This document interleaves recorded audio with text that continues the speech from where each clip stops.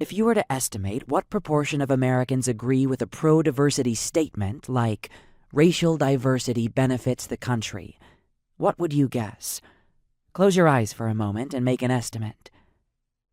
In a study run by researchers at the University of Wisconsin-Madison that asked the same question in response to 15 pro-diversity statements, they found that guesses from American participants drawn from all walks of life and all political affiliations clustered around 55%. Was your personal estimate lower, higher, or around the same? Now here's the twist. The vast majority of them underestimated support for DEI. The actual average amount of support for pro-DEI statements? A whopping 82%. The overwhelming majority of respondents simultaneously supported diversity while worrying that they might hold a minority belief. I could not make up a more hopeful fact than this one.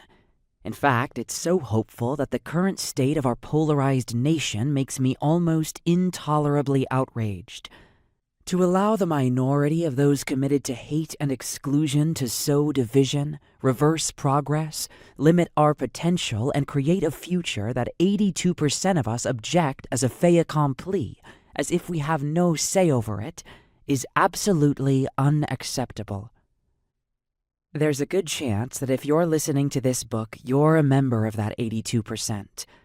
You might not agree with every initiative under the DEI umbrella, or believe that all work calling itself DEI has been executed well.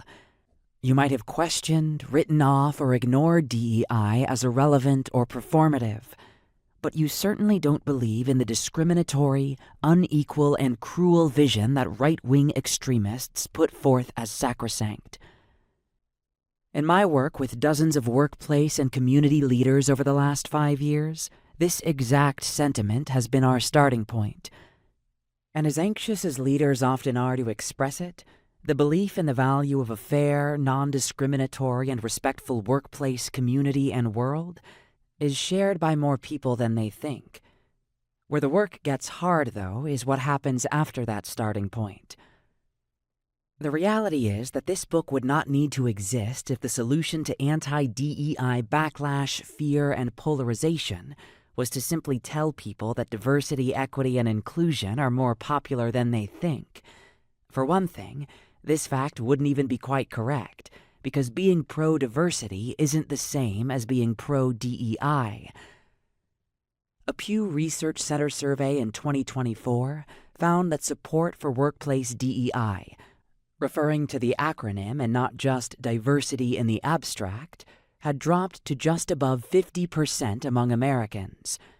A post-Ipsos study that same year found that while 69% of their respondents supported the work of DEI when given a definition of diversity, equity, and inclusion, support fell to 61% when respondents evaluated just the acronym on its own.